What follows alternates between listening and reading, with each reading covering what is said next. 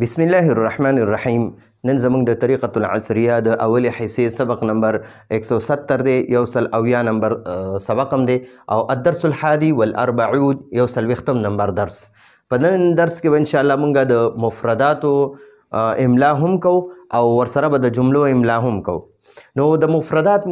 د مفرد جمع ده، او مفرد یو ځان له ځان له لفظ ته وایي، هغې ته مفرد وایي. او چې کله لفظونه راغونډ شي او یو جمله ترې جوړه شي نو هغې ته جمل وایي. جمل دا د جملې جمع ده. ټیک شو جي. نو سمعتو دا د فعل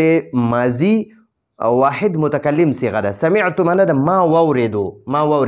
نو دا سمعتو چې دی صاد سره به نه لیکي، سین سره به لیکي. سمعتو به نه لیکي، سین سره به لیکي. الاذان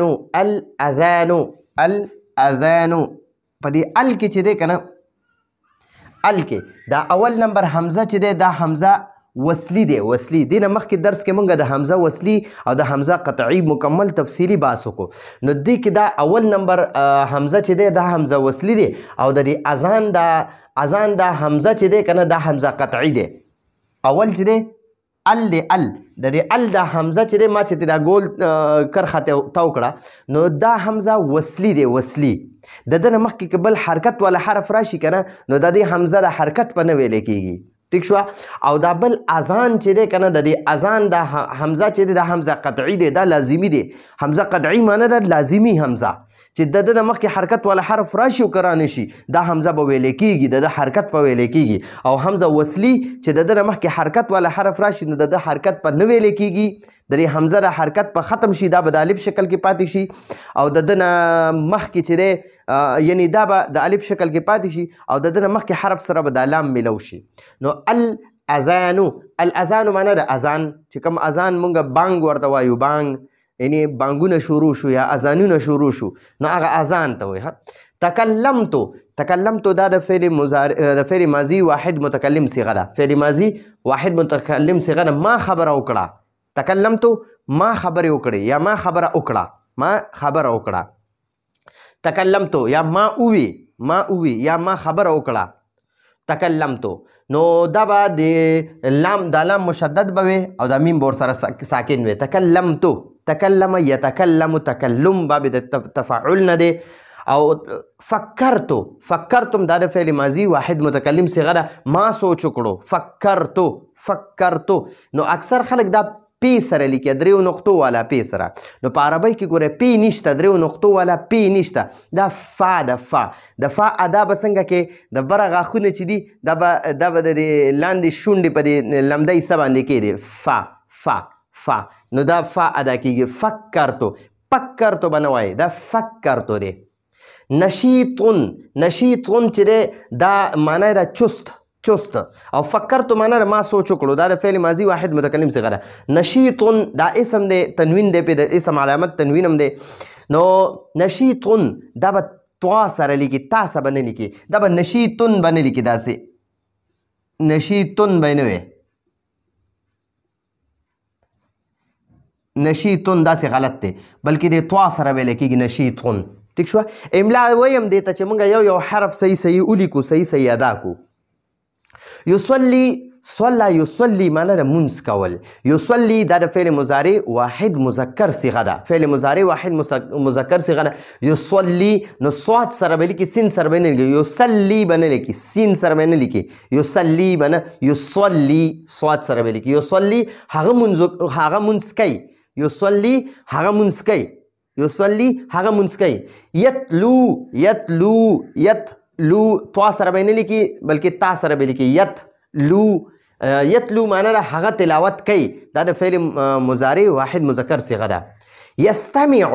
استمع ګورئ، یو دی یسمع، سمع یسمع معنی ده هغه واورېده. او یو دی یستمع، استماع باب افتعال نه. نو دا استمع یستمع معنی ده په غور سره اوریدل، په توجه سره اوریدل. ٹھیک شو. یو سمع یسمع معنی ده عام اوریدل دی، یو استمع یستمع معنی ده په توجه سره په غور سره اوریدل. نو یستمع معنی ده هغه په غور سره واورېده، هغه په غور سره اوري. یستمع هغه په غور سره اوري، هغه په غور اوري، هغه په توجه سره اوري. ټیک شو نو یستمعو ټیک شو یعودو بعض خلک وایي یعودو دا واو ورسره نه وایي دې سره به واو وی یعودو دا نو فعل مضارع واحد مذکر غایب صیغه ده هغه واپس کیږي वो उर्दू के वो लौट आता है वो आगा वापस राजी العشاء پر عین باندې بزیر وي که په عین د زبر که نو ماسخوتن روټۍ ته عشاء وي عشاء العشاء د ماسخوتن روټۍ او العشاء د عین لاندې کسره العشاء د ماسخوتن مونځ ته وي د ماسخوتن مونځ ته العشاء او د ماسخوتن روټۍ ته العشاء ټیک شو انامو دا د فعل مضارع واحد متکلم صيغه ده انامو په دې کې چې دا کم حمزه دی کنه ګورئ دا حمزه باره کې لږ بحث وکړو حمزه چې کم دی کنه دا حمزه قطعي دی قطعي معنی لازمي حمزه دی که د نه مخکې حرکت ولا حرف راشي او کرانه شي د حرکت په ویل کېږي حمزه باندې دا زبر به ضرور ویل کېږي انامو معنی د زه اوده کېږم انامو زه اوده کېږم او العشاء کې چې دا کم حمزه دی کنه نو دا حمزه قطعی نه دی ها حمزه وصلی دی حمزه وصلی معنی ده عام حمزه چې لازمی نه وي او حمزه قطعی معنی چې لازمی حمزه دی نو دا حمزه وصلی چې دی کنه حمزه وصلی دا بره چې کوم حمزه دی دته الف الوصل ورته الف وصلی ورته وي هم مشهور حمزه وصلی دی او اصلا حمزه وصلی ویل کیږي حمزه وصلی چې دی کنه د مخکې که زبر زیر پیش ولا حرف راشي د حرکت په ختم شي د الف پاتې شي او حمزه قطعی کې به که زبر زیر پیش والا حرف تراشي او کرانه شي د حمزه باندې به دا حرکت ویل کېږي ضرور به ویل کېږي دا لازمي دی انا معنی د زه اوده کېږم امها د دې ام په شروع کې چې دا کم حمزه دی دا حمزه قطعي دی قطعي معنی لازمي حمزه دی په ده باندې دا ورکوټې حمزه وي د پاسه په د الف د پاسه ورکوټې حمزه وي نو پوه شه چې د الف د پاسه کله ورکوټې حمزه وي دا به حمزه قطعي وي لازمي حمزه به وي او کله چې د حمزه د پاسه ورکوټې د الف د پاسه ورکوټې حمزه نه یا د ښکته ورکوټې حمزه نه نو پوه شه چې دا حمزه وصلی دی عارضي حمزه دی حمزه کې چې کوم دا حمزه دی نو دا حمزه قطعي دی د پاسه پې وګورئ د پیش نه ښکته وګورئ ورکوټې حمزه هم پې لګېدلی دی نو دا آسان پهچان دی ماشومانو ته موږ په دې طریقې باندې ښایو موږ ماشومان په دې طریقه پوهیو چې د الف د پاسه ورکوټې حمزه وي بیا په د پاسه زبر یا پیش وي نو پوه شه چې دا حمزه قطعي دی لازمي حمزه دی او کله چې د الف ته وګورئ د الف د پاسه حمزه نه وي او صرف زبر یا زیر وي پې نو دا حمزه وصلی دی نو د د حمزه قطعی دی لازمی حمزه دی هما مور ته وایي هما معنی د هو تسنیه راځي هو معنی هغه یو سړی او هما معنی هغه دواړه نو هما د هغې دواړو مور امهما د هغې دواړو مور ابو پلار ته وایي نو د دې اب پر حمزه ته وګوره د پاسه زبر دی خو د زبر نه ښکته وګوره د دې الف د پاسه ورکوټې حمزه دی بیا پې زبر دی دلته په کې وګورئ د الف د پاسه ورکوټې حمزه دی بیا پیش دی نو حمزه قطعی چې دی د هغه باندې که زبر او پیش وي که نه نو بیا به پې د پاسه ورکوټې حمزه وي او که په حمزه قطعی باندې زیر راځي که نه ښکته تې زیر وي نو بیا به هغه کم حمزه چې دی که نه هغه به د دې الف د ښکته لیکلی کېږي نو ابو کې د حمزه قطعی دی او هما معنی د هغې دواړو پلار الفصل په دې الفصل کې چې دا کم حمزه دی که نه وګورئ دا حمزه دا شروع والا په دې کې وګورئ د دې الف د پاسه حمزه نشته بس ډایرکټ زبر دی پې نو کله چې د الف د پاسه حمزه نه وي پوه شه چې دا حمزه وصلی دی حمزه وصلی عارضي حمزه وصلی عارضي حمزه الفصل معنی جماعت یعنی کلاس یا جماعت الیمین په دې الیمین کې دا حمزه چې دی دا حمزه وصلی دی قطعی نه دی عرضی حمزه دی ټیک شو د پاسه الف حمزه نشته دی د الف د پاسه بس ډایرکټ په زبر دی نو دا حمزه وصلی دی الیمین معنی د ښي طرف الیسار کې دا حمزه وصلی دی قطعی نه دی قطعی لازمی ته وایي او وصلی عرضی ته وایي نو حمزه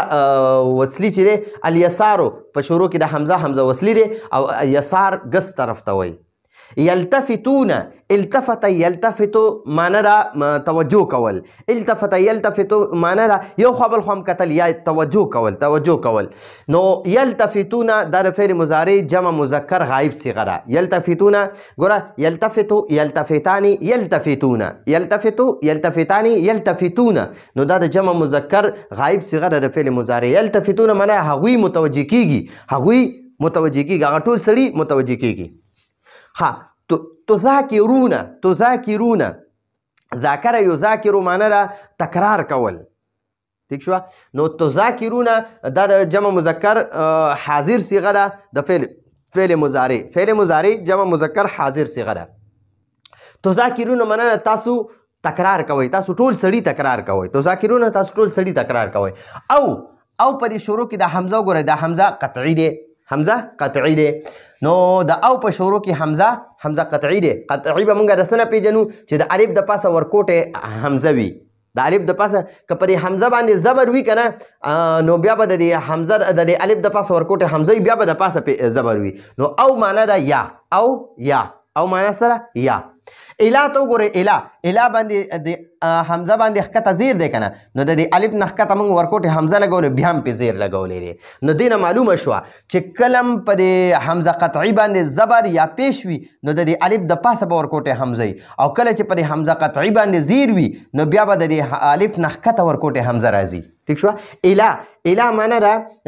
طرف ته یا پورې الی المسجد جومات پورې یا جومات طرف ته الی المسجد جومات طرف ته یا جومات پورې الی السوق بازار پورې الی المسجد جومات پورې الی البیت کور پورې یا کور طرف ته بازار طرف ته جومات طرف ته نو د الی معنی دواړه کولی شي ایون کې وګورئ دا ایون چې دی دې کې په دا شروع کې دا حمزه دی دا حمزه قطعي دی لازمي حمزه دی دې نه معلومه شوه د دې الف د پاسه چې دا حمزه دی او بیا پرې د پاسه زبر دی نو د دې نه موږ معلومه کړه چې یاره دا حمزه قطعي دی لازمي حمزه دی او ایون معنی را کم یو یا اردو کې کون سا ٹھیک شوه ایون معنی را کم یو ٹھیک شوه ایو المسجد کم یو جومات ایو البیت کم یو کور ایو السوق کم یو بازار ایو المدرسه کم مدرسه ٹھیک شو نو کم یو یا اردو کې وایي کون سا نو دا خو موږ سره د مفرداتو مختصر غونته کې موږ املا پکې وکړه یو نیم لفظ هم پکې صحیح ادا کړو اوس موږ سره الجمل د جملې جمع ده نو د جملو املا لعبت الطفلة لعبت دا د فعل ماضی واحد مذکر غایب واحد مؤنث غایب صیغه ده لعبت معنی د لوبې وکړې الطفلة ماشومې نو دا الطفله د دې لعبت فاعل دی لعبت الطفلة ماشومې لوبې وکړې مع اختها خپل خور سره فی حدیقة المنزل په باغیچه کې فی حدیقة المنزل په باغیچه کې وفرحت او هغه خوشحاله شوه فرحت دا د فعل ماضی واحد مذکر واحد مؤنث غایب صیغه ده څلورم نمبر فرحه فرحا فرحو فرحت نو څلورمه صیغه شوه فرحت هغه خوشحاله شوه جهزت نو دا جهزت هم د فعل ماضی واحد مؤنث غایب صیغه ده واحد مؤنث غایب صیغه ده څلورم نمبر جهز جهزا جهزو جهزت جهزت الام مور تیار کړه څه شی تیار کړه الطعام خوراک مور خوراک تیار کړو وقدمته او هغې پیش کړو هغې کېښودو الی اولادها خپل بچو ته نو په دې جهزت کې وګورئ په دې اختو کې وګورئ دا حمزه قطعي دی او الطفلة کې وګورئ د حمزه وصلي دی وګورئ حمزه وصلي ځکه دی چې د دې حمزه نه مخکې زیر والا حرف راغی نو د دې حمزه هغه حرکت ختم شو دا د الف شکل کې پاتې شو نو لعبت الطفلة دا پورا الف او هغه حرکت په نه ختمیږي صرف حرکت پکې ختمیږي الف په شکل کې پاتې شي جهزت الام کې د دې ام د اول حمزه چې دی دا حمزه وصلي دی ځکه د حرکت د دې تا د وجې نه ختم شو او دا دویم حمزه چې دی حمزه قطعي دی د حرکت نه ختمیږي نو دا لازمي حمزه دی الطعام کې دا اول حمزه چې دی کنه دا حمزه نو دا حمزه وصلي دی د حرکت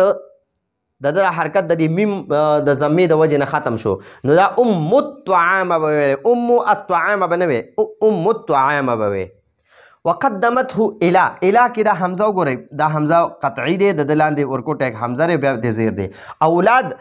کې چې دا کم حمزه دی نو دا حمزه قطعی دی لازمی حمزه دی د حرکت نه ختمیږي ټیک شو او دا به ویل کیږي په تلفظ کې الا او اولادها ټیک شو خپل بچو ته والد شاهدین د شاهد پلار والد مضاف د شاهدین مضاف الیه د شاهد پلار رجل صالح رجل موصوف صالح صفت نیک سړی دی والد شاهدین د شاهد پلار رجل صالح نیک سړی دی یقوم قام یقوم دا د فعل مضارع واحد مذکر غائب صيغه ده یقوم معنی د هغه پاسی قبل اذان الفجر قبل اذان د دې اذان د حمزه چې دی دا اولنۍ حمزه دا حمزه قطعی دی لازمی حمزه دی د دې قبل د دې زبر د وجې نه د حرکت نه ختمیږي او دا په تلفظ کې ویل کیږي نو قبل اذان الفجر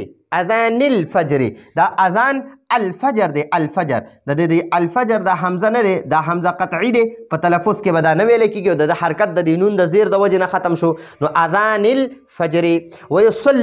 ويصلي او هغه ادا کوي یا هغه کوي څه شي التهجد نو د دې صلی د لام د کسرې د وجې نه د التهجد د حمزه نه دی حمزه وصلی دا حمزه وصلی دی د دې حمزه وصلی حرکت ختم شو د لام د کسرې د وجې نه نو دا ويصلي التهجد بنوي ويصلي التهجد نه ويصلي التهجد نو حمزه وصلی چې دا په تلفظ کې نه ویل کیږي او د حرکت په ختمیږي د مخکې حرکت د وجې نه د مخکې د حرف د حرکت د وجې نه او حمزه قطعی چې د په تلفظ کې به مدا کیږي او د حرکت هم نه ختمیږي وعندما او کله چې یا کم وخت چې یا کله چې وعندما او کم وخت چې یا کله چې يسمع هغه اوري يسمع در فعل مضارع واحد مذکر غائب صيغه ده اذان الفجر اذان د اذان د حمزه قطعی دی او د الفجر حمزه وصلی دی ٹھیک شو ځکه د اذان حرکت هم ویل کیږي او د تلفظ هم ویل کیږي او د الفجر نه تلفظ ویل کیږي او نه حرکت ویل کیږي اذان الفجر د سحر اذان نو يذهب هغه زی الى المسجد د الا کې د حمزه قطعی دی او المسجد کې حمزه وصلی دی د حرکت هم نه ویل کیږي او تلفظ هم نه ویل کیږي او الا حمزه هم ویل کیږي د حرکت او تلفظ کې ادا کیږي الى المسجد جمعه طرف ته ګورئ واپس ورئ وعندما او کله چې يسمع هغه اوري اذان الفجر د سحر اذان الفجر د سحر اذان نو يذهب الى المسجد هغه بیا جمعه ته ځي وينتظر الصلاة هغه انتظار کوي الصلاة د منځ نو الصلاة کې د حمزه چې دی دا حمزه وصلی دی د دې ينتظر د دې را د ضمې د وجې نه د حمزه وصلی حرکت هم ختم شو تلفظ کې به هم نه ویل کېږي دا به وایو ينتظر الصلاة به نه وایو ينتظر الصلاة نه ينتظر الصلاة هغه انتظار کوي الصلاة د منځ نو ينتظر الصلاة هغه د منځ انتظار کوي ثم بیا يصلي الفجر هغه د سحر منځ کوي مع الجماعة جمع سره ويذكر الله كثيرا او هغه د الله ډیر ذکر کوي ٹھیک شو جی او دلته کوي هؤلاء دا د جمع مذکر صيغه دغه د اسم اشاره ده هؤلاء من دا ټول طلاب د طالب جمع ده هؤلاء طلاب دا ټول طالب علمان مجتهدون مهنتیان دي وصالحون او نیکان دي ٹھیک شو جی يحبون هغوی محبت کوي زملاءهم خپل ملګرو سره واساتذهم خپل استادانو سره نو اساتذه کې چې رقم حمزه ده حمزه قطعی ده ٹھیک شو ويخدمون او هغوی خدمت کوي امهاتهم خپل موریانو و آبائهم او د خپل پلارانو لا یکذبون هغوی دروغ نه وایي ولا یجادلون او یو بل سره جګړه نه کوي هغوی دروغ هم نه وایي او یو بل سره جګړه نه کوي نو دا موږ سره د جملو املا مو شوه او د مفرداتو املا مو شوه نو دا زمونږ د نن ورځې درس راتلونکي درس پورې اجازه غواړو هذا هو المرام والله اعلم بحقیقة الكلام